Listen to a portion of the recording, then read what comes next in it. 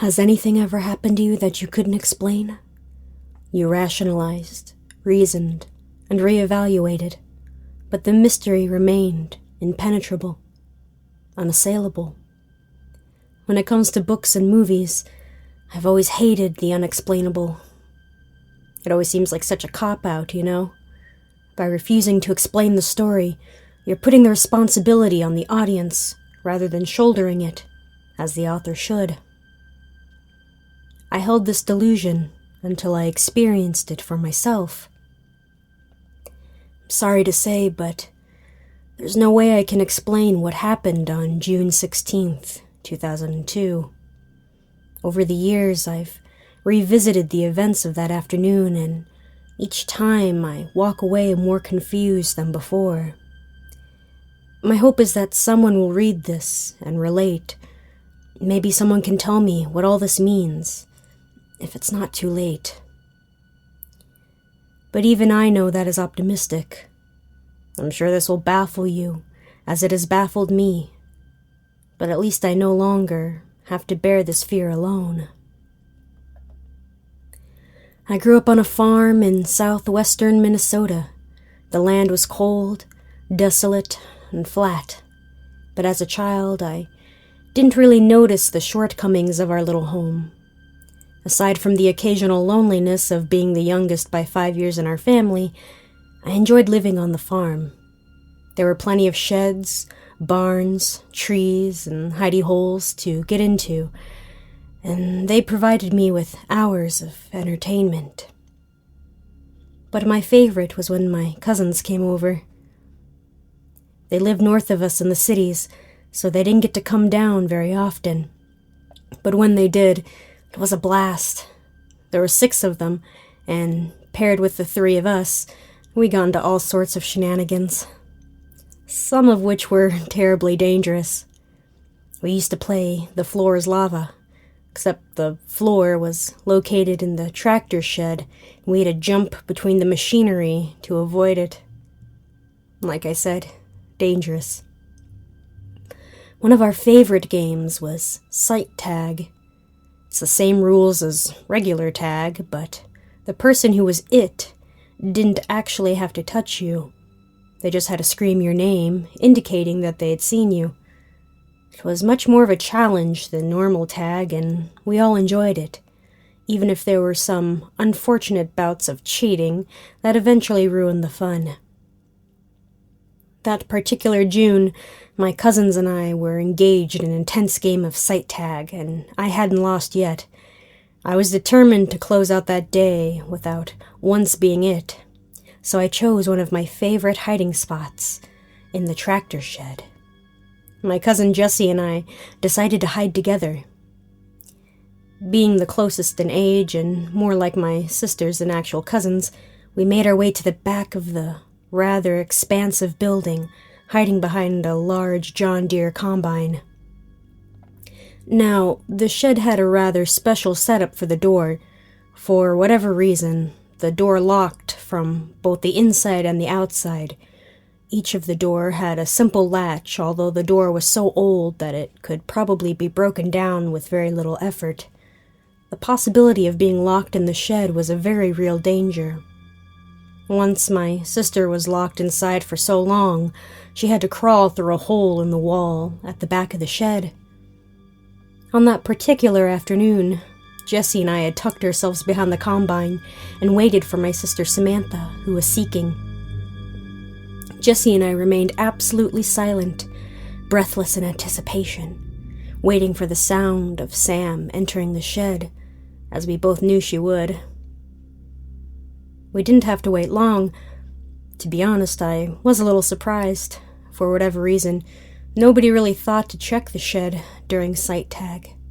Maybe because it was the obvious hiding choice. I began to worry as I heard the door click shut. And then the distinctive sound of the latch falling, locking the door from the inside. Jessie gave me a questioning look, understanding implicitly that this hadn't been how I imagined things going. She and I shrunk closer to the machinery, hoping that my sister would pass by unnoticed. I strained my ears, trying to pick up the sounds of her approach, but what I heard wasn't her. Instead of hearing two light, fast-moving feet, I heard something heavier, something with a thump, and was accompanied by a dragging noise that sent an involuntary chill up my spine. I could tell that Jessie heard it too. She was beginning to look a little scared, and opened her mouth to call out to Samantha, to sacrifice our win, to just put an end to her anxiety. Out of instinct, my hands shot out and covered her mouth. I couldn't explain it, but I knew that it would be suicide to make a sound. My hands still clamped tightly around her jaw. I peered around the side of the tractor. I only had a few seconds to stare at the creature before its head turned towards me and I was forced back into hiding. But those moments are forever ingrained in my memory. Unforgettable in the worst possible way. It was huge. In fact, I had no idea how it might have fit through the door. If I were standing straight up, it would have stood well above 10 feet. As it was, its back was curved and hunched over, its back feet carrying most of its weight, while its front appendages dragged along the ground, as though it was feeling for something through the dust and dirt. Its gray skin looked as though it was 4 sizes too big and wrapped several times around the delicate skeletal frame that housed its organs. At the same time, its movements were brutal and animal-like. Just before it turned towards me, I realized that, with its gaunt wolf-like head pushed to the ground, its snout was sniffing, trying to scent for prey, trying to scent for Jessie and I. Immediately I knew that we had to get out of the shed. My fight-or-flight instincts began to battle. Half of me wanted to make a run for the door, but the other half recognized that, with such a giant beast blocking it, escape from that route was impossible. And then I remembered my sister, and the day she was locked in the shed. Now, Jessie and I were already near the back of the shed. I knew that there was a hole somewhere along the bottom of the wall, a depression in the ground that allowed someone to crawl through it and make it to the outside. If Jessie and I could find it before the beast found us, maybe we could get out. Jessie and I had always been remarkably close, so when I gave her a meaningful look and grasped her hand, she understood that I was trying to lead us out of there, and she knew I wanted her to follow me without question. Normally, she wouldn't have bowed to my authority. She was only a year younger than me, and she never let me forget it, just like I never let her forget that I'm a full year older than her. But I knew the shed better than she did. It was my responsibility to get her out of there. I moved away from the combine, trying to stay in the shadow as much as possible. Jessie and I couldn't make a sound as we moved, or the thing would notice us. Taking a deep breath, I pulled her along as I darted behind another piece of equipment, something huge and nameless but safe, and surveyed my surroundings more carefully. The move had brought us closer to the wall of the shed, and in the distance I made out a shard of light, coming from the space where the ground met the wall. That must be it. I noticed that it was obstructed by a tiller, a long piece of machinery with rounded blades. We would have to crawl through them. My heart began to pound in my chest as my stomach burned with the stress of the situation. Oh God. We were going to have to get through those rusted blades, shimmy out of the crawl space, all before the creature saw us. I pointed towards the sliver of light, and Jessie understood what I was asking her to do. Her normally alabaster skin lost any glow of life that it may have held as she assessed the blades. Then, she very, very carefully began to fit her body through the jaws of the tiller. As she worked her way through it, I stood watch, desperately hoping we were fast enough to avoid this thing's clutches. It must have taken her more than 30 seconds to get through the blades, but it may as well have been excruciating hours to me. As soon as she was safely on the other side, I began my own reckoning with the machinery. I made my way through the blades a little faster than Jessie had, but my speed compromised my accuracy, and I sliced my left arm open in the process. I hissed a little as I reached the other side, grasping at the bloody mess my skin had become. Suddenly, the sniffing sound grew louder, and the meandering thud of the creature's movements ceased entirely. The blood. Oh God, it could smell my blood. Jessie gave me a look of sheer terror as my eyes searched out the hole. It was tiny, only a few feet wide, and not nearly as tall, but it would have to do. Silently, I urged her towards it. She pushed herself onto her stomach and began to drag her body through the crawl space. She had to push and pull her way through it, her delicate skin scraped raw by the splintered wood that had long since given way to create our escape. She was struggling to yank her hips through the opening when the creature came close enough to spot us. I remember staring into its eyes and thinking that they looked almost cat-like, a deep amber with a black slit inside. The pupils flared as its eyes fell on me and my bloody arm. A long tongue snaked its way out of its jaw and licked at its wrinkled skin. It was hungry. We held each other's gaze for a long moment, neither of us daring to move. In that time, Jessie had managed to pull herself free from the wall and screamed my name from the outside. Her terror spurred me into action, and I fell on my own belly as I crawled through the hole. Now, I was a bit taller than Jessie, and being older, my hips had begun to fill out.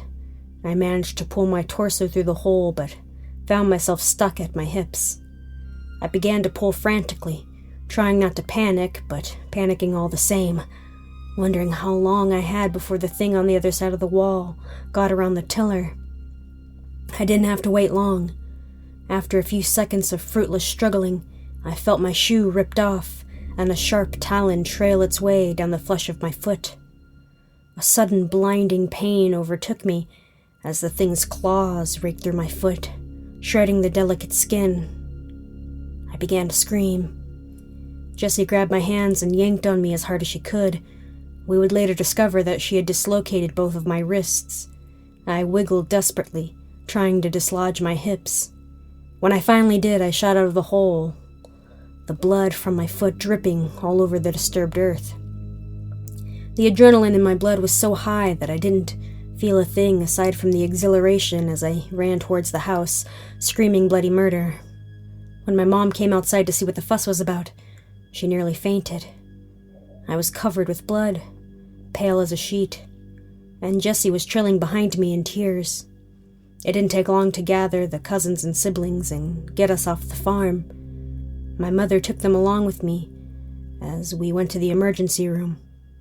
She called my father, who was on patrol that day, and made him come home to examine the farm for whatever beast had attacked me. You must understand that Jessie and I had both seen the same thing that day. Well, she hadn't seen it, I guess, but she felt its presence. She knew it was there. She knew I was telling the truth.